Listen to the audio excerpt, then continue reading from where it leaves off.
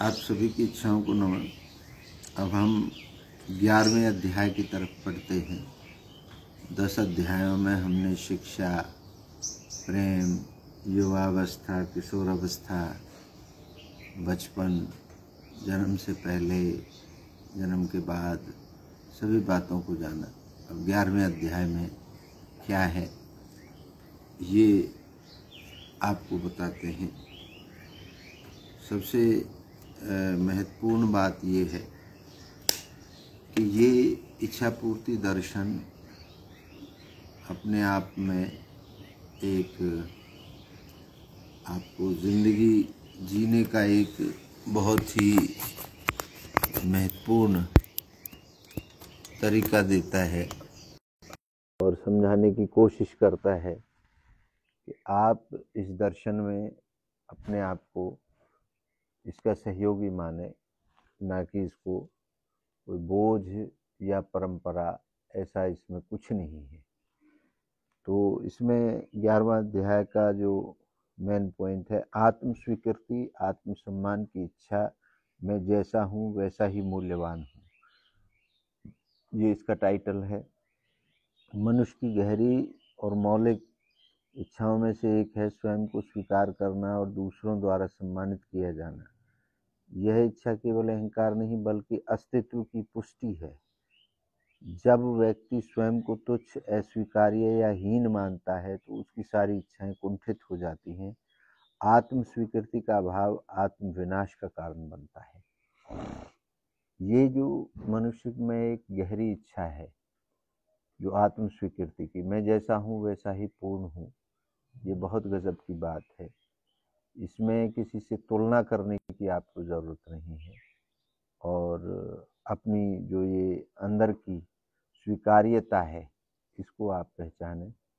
इससे कभी घृणा, हीनता ना लाएं। जैसे हैं आप, जहाँ पर हैं आप, वहाँ पर पूर्ण हैं। ये आपको अंदर अपनी इच्छा से कहलवाना पड़ेगा, समझना पड़ेगा, सोचना पड़ेगा। स्वामी राजेंद्र देव जी महाराज कहते हैं, जैसे मैं कहता हूँ, जैसे भगवान ने तुम्हें रचा है, तुम मानते हो कि भगवान ने तुम्हें रचा है, तो उस स्वरूप को नकारना उसका अपमान है। जो आपका जन्म है उसका अपमान है।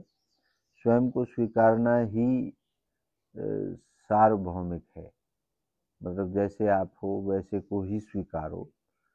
आप दूसरे से तुलना करेंगे तो आप परेशान हो जाएंगे। पौराणिक दृष्टांत में है महर्षि अष्टावक्र, जिनका शरीर 8 जगह से टेढ़ा था। पुरानी कहानी है कि अष्टावक्र जो ऋषि थे वो 8 जगह से टेढ़े मेढ़े थे, लेकिन उन्होंने अपने आप को स्वीकारा। जब दरबार में आए तो राजा जनक के विद्वान उनका उपहास करने लगे, लेकिन अष्टावक्र ने आत्म स्वीकृति और आत्मज्ञान की शक्ति से पूरी सभा को मौन कर दिया। अष्टावक्र ने कभी भी अपने शरीर को आड़े नहीं आने दिया और अपने ज्ञान से सभी को, राजा जनक की सभा में जब वो पहुंचे तो लोग हंस रहे थे, लेकिन उसने सबको मौन कर दिया। इसी प्रकार महाभारत में विदुर, जो दासी पुत्र थे, ने आत्मसम्मान से जीवन जिया और नीति व धर्म से प्रतिमान बने। आधुनिक यथार्थ में आज की तुलना प्रधान दुनिया में लोग सोशल मीडिया, सौंदर्य मानकों, आर्थिक स्थिति या सामाजिक छवि से स्वयं को आंकते हैं। इससे आत्मसम्मान का क्षरण होता है, अवसाद, ईर्ष्या और हीनता की भावना जन्म लेती है।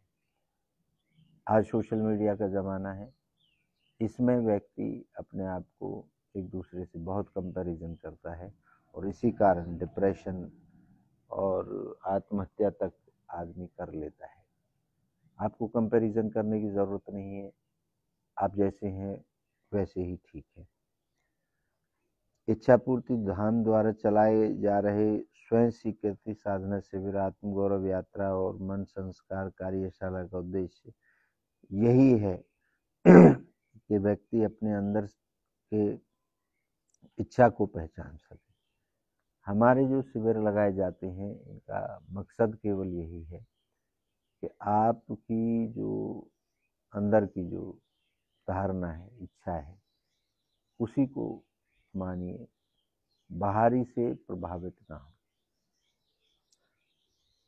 एक युवती जो बचपन से सांवले रंगत के कारण उपेक्षित रही, एक युवती हमारे यहाँ पे आई, वो कहती थी मेरा सांवला कलर है, मैं भद्दी लगती हूँ, बुरी लगती हूँ, गंदी लगती हूँ।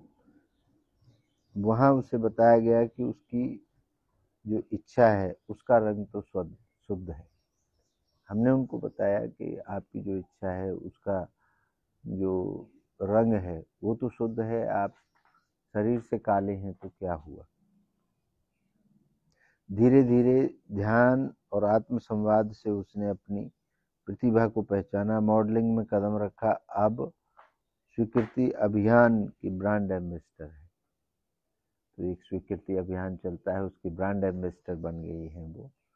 तो ये है आपकी इच्छा का प्रबलता। वैज्ञानिक पक्ष है, आत्म स्वीकृति से मानसिक स्वास्थ्य बेहतर होता है, आत्मसम्मान बढ़ता है और जीवन में संतोष आता है।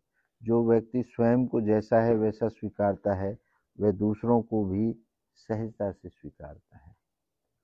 जब आप अपने आप को स्वीकार कर लेंगे तो आप दूसरों को भी सम्मान देंगे, दूसरों को भी स्वीकारेंगे।